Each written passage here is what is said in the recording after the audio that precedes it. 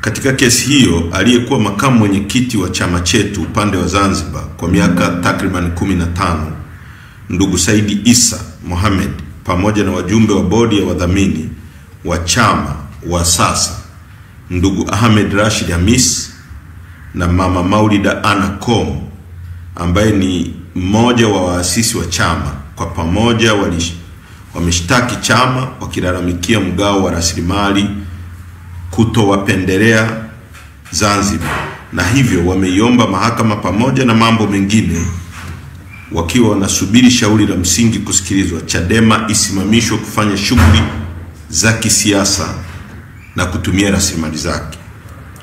Ndugu Saidi Isa Mohamed amekuwa kwenye nafasi ya makamu mwenyekiti Zanzibar kwa kipindi cha miaka 15, na katika kipindi chote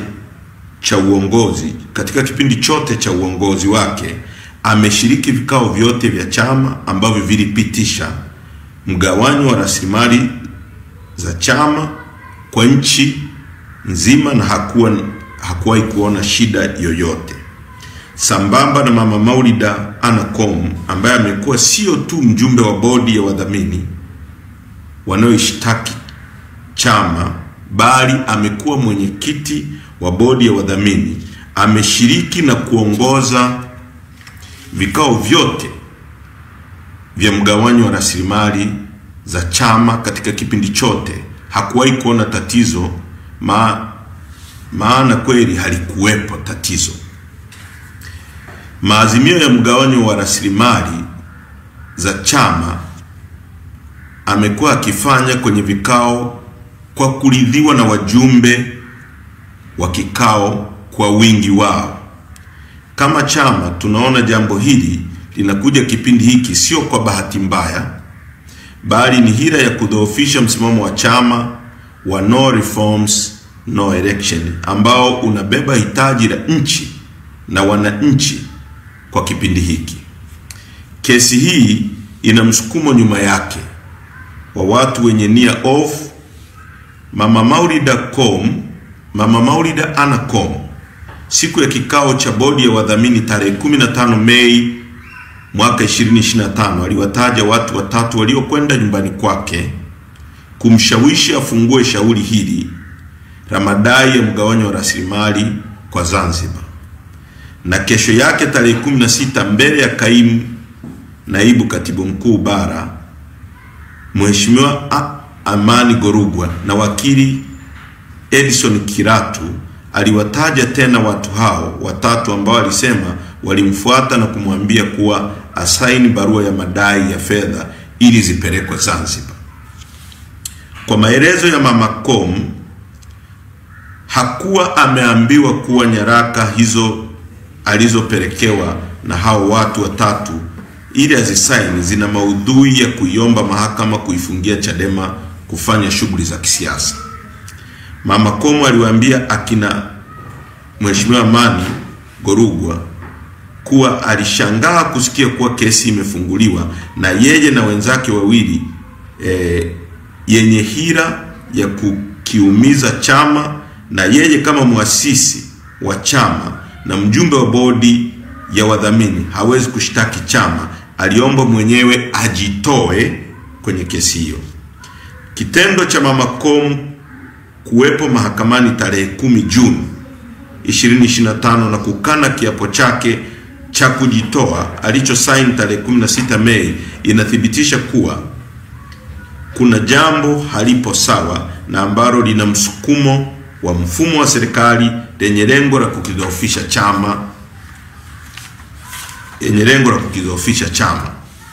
Hizi hila na nia ovu tumezijua, na kamwe kama chama hatuko tayari kusujudia na kupiga magoti kwenye mambo ya hovyo namna hii. Tutapambana. Sasa hapa ni vizuri nikafafanua kidogo jambo hili. Saidi Isa Mohamed amekuwa makamu mwenyekiti wa chama chetu kama tulivyoeleza hapa kwa miaka 15. Saidi Isa Mohamed katika kipindi chote ambacho alikuwa kiongozi na mwenyekiti akiwa Mheshimiwa Freeman Mbowe hakuwahi kulalamika, na bahati nzuri mimi katika kipindi chote hicho nimekuwa naye kwenye kamati kuu. Nimekuwa kwenye kamati kuu kwa zaidi ya takriban miaka 13. Ni katika vipindi vichache tu vya miezi kadhaa ndio sikuwa kwenye kamati kuu.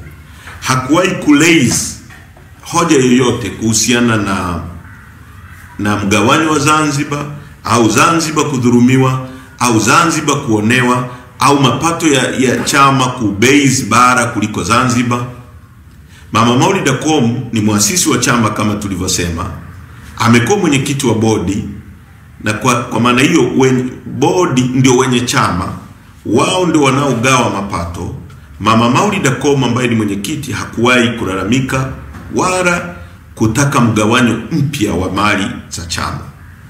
Licha ya hivyo, hii kesi imekuja baada ya sisi uongozi mpya tuliopatikana tarehe 21 mwezi wa kwanza kuingia madarakani. Watanzania watakumbuka kwamba sisi tuna miezi kadhaa tu ofisini. Tulichaguliwa tarehe 21, kufika mwezi wa 3 wakamkamata mwenyekiti. Ina maana mwenyekiti amekaa kwenye madaraka akiwa nje kwa chini ya miezi miwili tu, na sasa leo unaweza kusema ni takriban miezi 4 na sehemu tuko kwenye uongozi. Tangu tuingie madarakani hatujawahi kununua wembe au hata kijiko ambacho tungestahili kuwagawia Zanzibar, labda ionekane tumewagawia kwa kupendelea bara.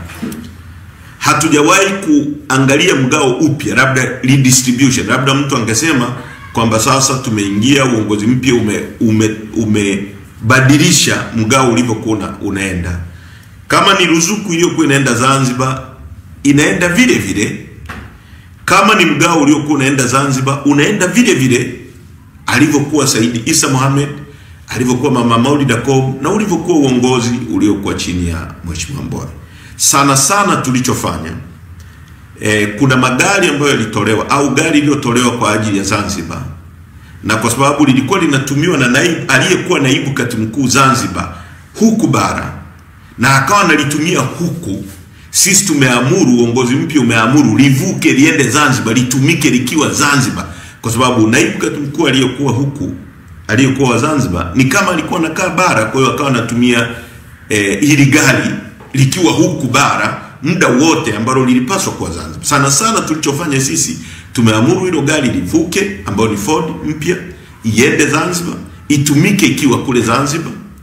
Kwa hiyo hatujawahi kufanya mgawanyo mwingine wowote wa mali, labda kutazama au kufanya nini kama nilivyoeleza.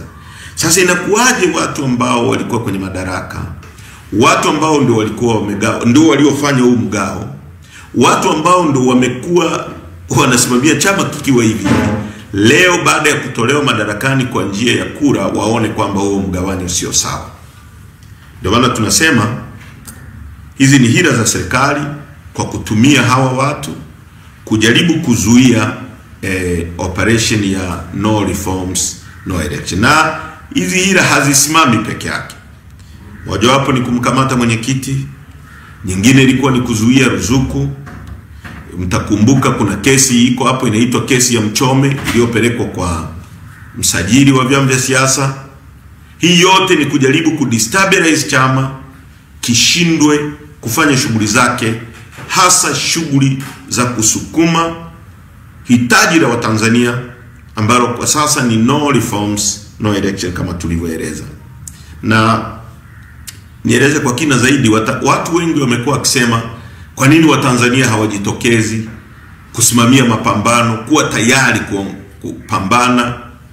Lakini Watanzania walikuwa hawako tayari, kwa sababu kama watu wenyewe wanasiasa ndio hao wanasema hawako tayari kupoteza ubunge au diwani au vyeo kwa ajili ya Watanzania. Watanzania hao watakuwaje tayari kupoteza maisha yao kupambana? Watanzania wako tayari kuunga mkono watu wanaopambania maslahi yao, ndoto zao. Sio ndoto za wanasiasa kupata ubunge, sio ndoto za wanasiasa kuwa marais, sio ndoto za wanasiasa kuwa madiwani. Watanzania wanaiunga mkono Chadema kwa sababu wanajua iko tayari kwa ajili ya mapambano ya kubadilisha maisha yao. Na hapo ndipo Watanzania sasa tunawaita wasimame na chama chetu ambacho kiko tayari kwa wanasiasa wao kuforgo ubunge, kuacha udiwani, kuacha urais kwa ajili ya kuunganisha nguvu na tubadilishe nchi hii. Kwa hilo ni la kwanza. Na nitaingia hoja ya pili. Hivyo katika shauri lililosikilizwa tarehe 10 mwezi Juni, amri zilizotolewa na mahakama chini ya Jaji Hamidu Mwanga ni pamoja na hapa nataka Watanzania wawe makini sana: kuzuia katibu mkuu wa chama na bodi ya wadhamini kutofanya shughuli za kisiasa hadi uamuzi wa mahakama utakapotolewa kwenye shauri hili.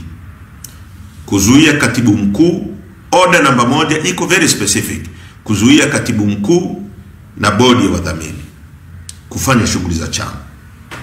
Ya pili, watumishi wa chama na wote waliotajwa kwenye amri ya pili ya kesi hii kutotumia rasilimali za chama hadi uamuzi wa mahakama utakapotolewa. Watumishi wa chama au viongozi wa chama kutotumia rasilimali za chama, majengo ambayo yako chini ya bodi ya wadhamini, magari labda kwa mfano, na rasilimali zingine ambazo kwa mfano fedha na nini, mpaka uamuzi utakapotolewa. Hukumu ya shauri hili ilisikilizwa upande mmoja, na hili ni jambo jingine la msingi sana. Upande mmoja baada ya wakili wetu ndugu Jebra Kambole, kwa sababu muhimu kabisa, aliamua kujitoa. Mwenendo ulikuwa kama ifuatavyo: jaji alikubali kujitoa kwake, na hata pale wakili Jebra aliposimama katika mazingira hayo na yeye kujitoa, ni vema mahakama ihairishwe. Aliposimama na kuomba kwamba ni vema mahakama ihairishwe na walalamikiwa ambao yani ni chama wajulishwe na wapatiwe fursa ya kutafuta wakili mwingine, jaji alisema yeye Jebra sio mwakilishi wa chama na hawezi kuwasemea, hivyo akaamua kesi isikilizwe upande mmoja, kutoa uamuzi ambao umekuwa na madhara na upo kinyume cha misingi ya haki. Hili ni muhimu pia nikalifafanua. Kwenye jambo kubwa kama hili ambalo wakili alijitoa baada ya kuona mwenendo hauko sawa, na sisi kwa sababu kama chama au mtu mwingine yoyote, msingi wa mahakama ni kumpatia mtu natural justice, haki ya asili, ambayo ni haki ambayo imetolewa tangu uwepo wa dunia, kwamba na yeye apate kusikilizwa.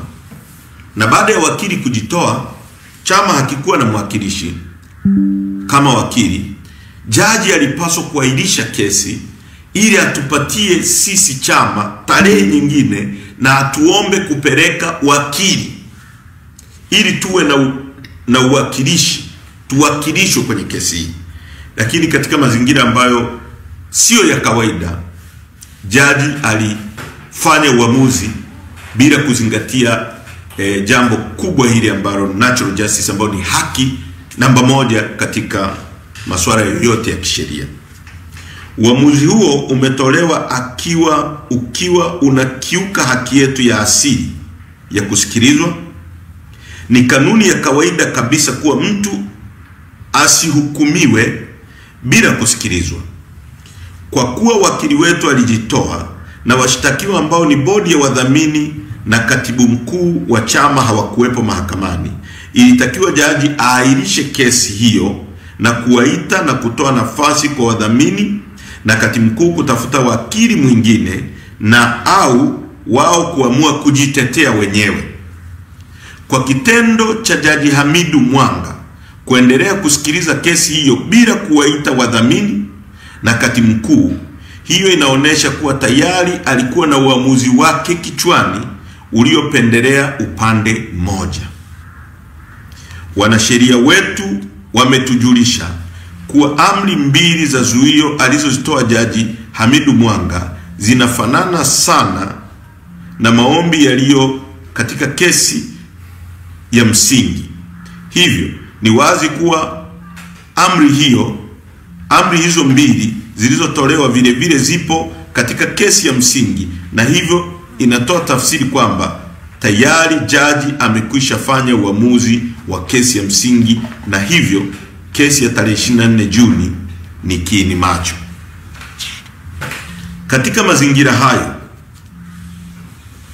Katika mazingira hayo, je, unategemea haki gani kutoka kwake?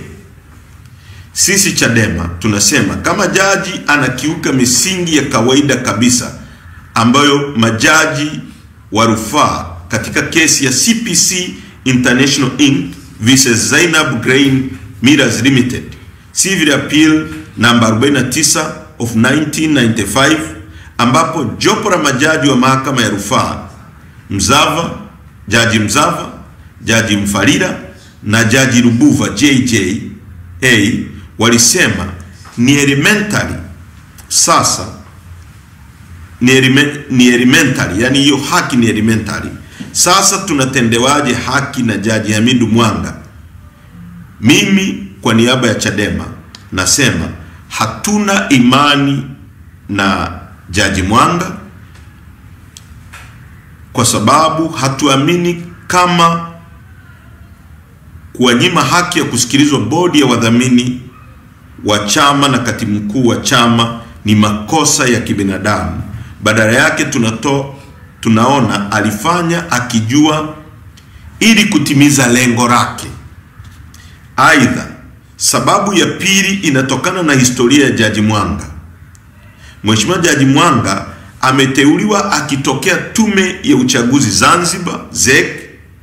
Msimamo wa Chadema dhidi ya INEC pamoja na ZEC mara zote tunazikosoa kwa utendaji na muundo wake.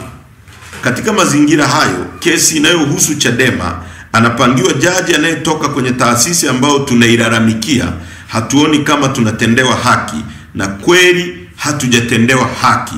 Sisi tunamuona akiwa na mgongano wa kimaslahi, yani conflict of interest, na kwa sababu hizo tunaomba Jaji Mwanga ajitoe katika kusikiliza kesi yetu. Chadema tunapenda tusomeke kuwa sisi ni wapigania haki na pia tunaheshimu misingi ya sheria na utawala bora. Tuna wajibu wa kuheshimu maamuzi ya mahakama katika misingi iliyo ya haki na kweli. Kama hatutasujudu kwenye mambo ya hila na ukandamizaji. Wanasheria wetu wametushauri na zipo hatua za kisheria zinazoendelea kuhusiana na shauri hili. Tuna kusudi la kuomba mapitio upya, yani review ya hukumu hiyo ya tarehe 10 Juni 2025, maana amri zilizotolewa hazina msingi wa haki. Wakati jambo hili likiendelea kufanywa na wanasheria wetu, tunawaelekeza viongozi na wanachama mambo yafuatayo. Moja, amri ya zuio la kutojishughulisha na shughuli za siasa limeelekezwa kwa katibu mkuu na bodi ya wadhamini. Hivyo viongozi wengine wote na wanachama tunawaelekeza kuendelea na shughuli za kisiasa kama kawaida bila kutumia rasilimali za chama.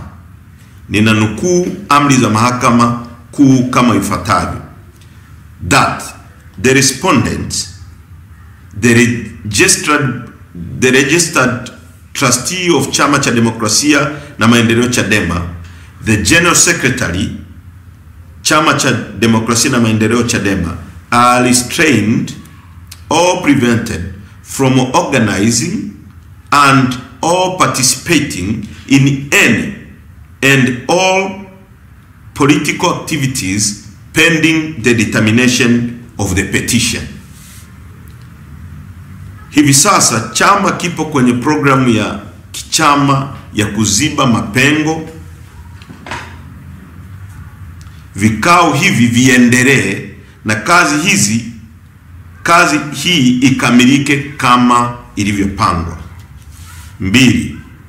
Chama kinawaelekeza viongozi wengine wote na wanachama wakati tukisubiri hatua za kisheria ambazo wanasheria wetu wanachukua sambamba na kesi ya msingi, rasilimali za chama zisitumike wakati tunaendelea na hatua hizi za kisheria. Ninanukuu amri za mahakama kuu kama zilivyoandikwa kwenye hukumu.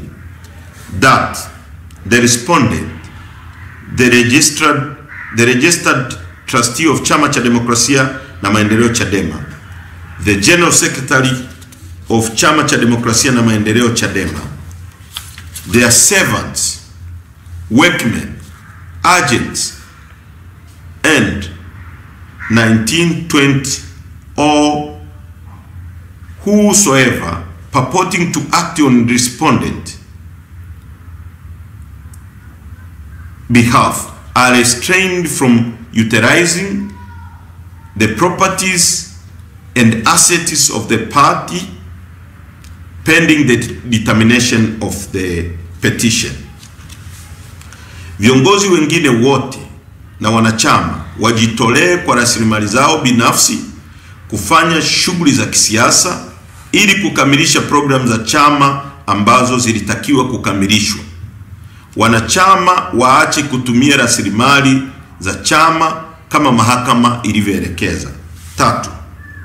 Chama kinawaelekeza viongozi wengine wote na wanachama kujihusisha wenyewe kwenye shughuli za kijamii kimaalum kama sadaka ya kujitolea kwa wananchi, kwenda kuchangia damu kwa Watanzania wenzetu wenye uhitaji, kwenda kutembelea vituo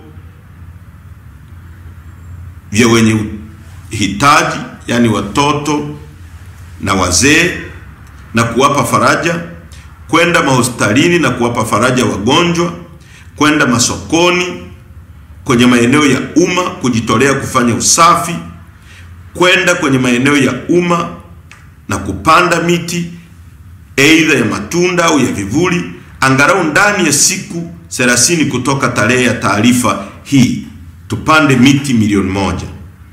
Kwenda kwenye maeneo ya ibada, misikiti na makanisa, kushiriki na waumini wengine kumuomba Mungu, kwenda kwenye misiba na kuomboleza na wafiwa ili kuwapa faraja na matukio mengine mbalimbali yanayotokana kuwa sawa na kwenye jamii inayowazunguka. Matukio yote haya yaratibiwa na viongozi na wanachama.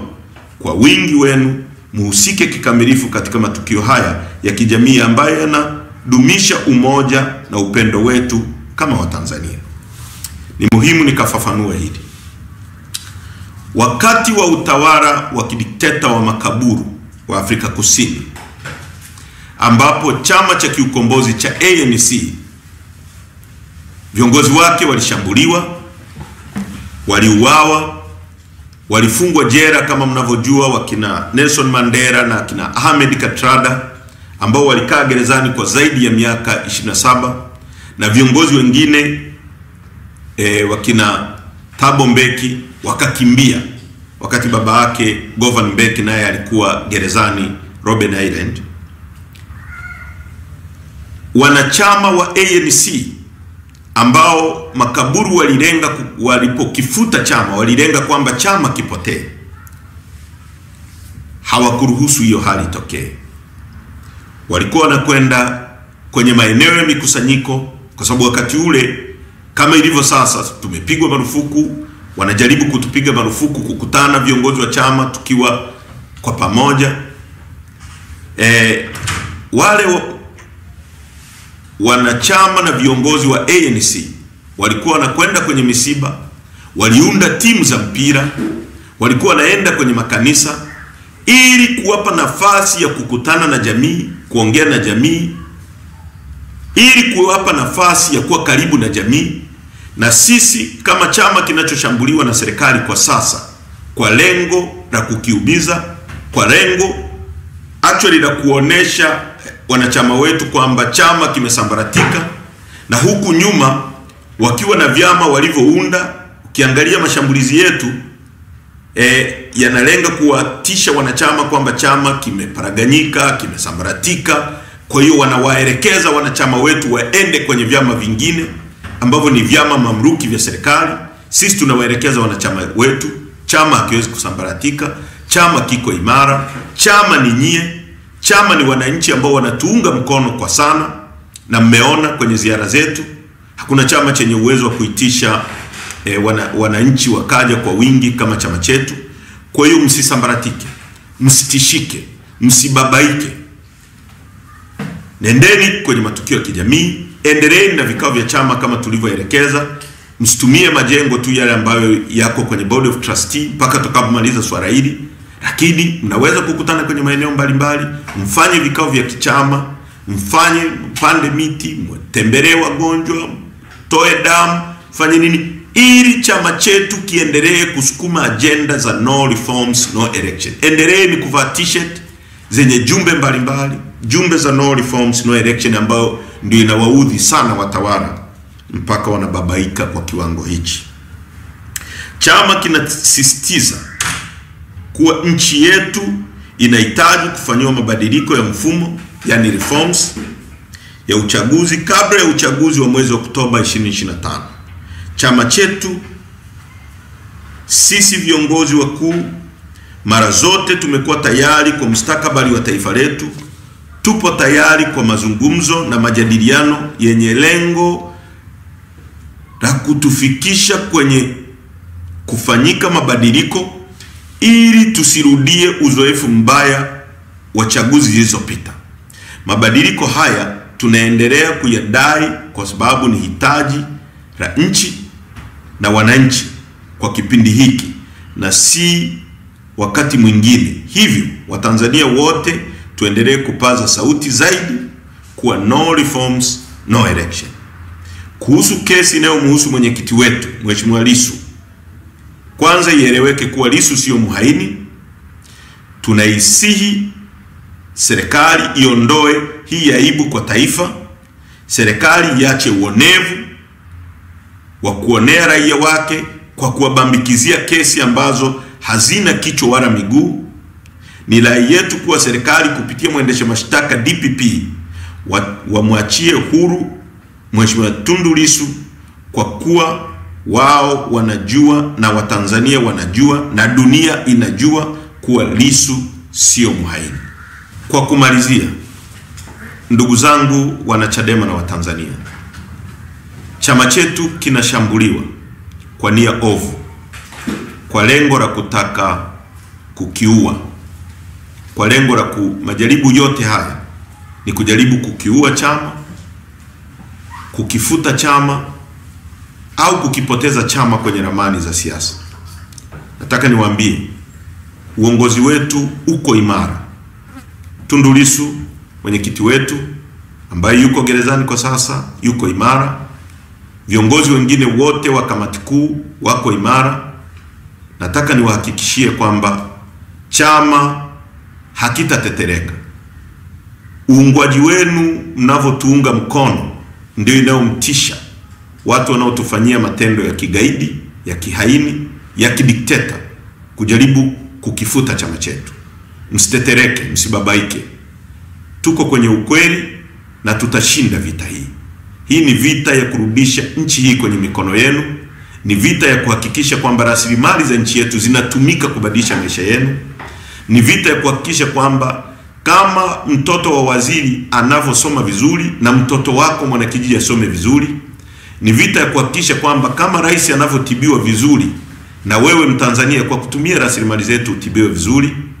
Ni vita ya kuhakikisha kwamba kama mtoto wa mkurugenzi fulani anavyopata maji na umeme kwenye nyumba nzuri, na wewe mtoto wako na wewe upate maji na umeme kwenye nyumba unayokaa.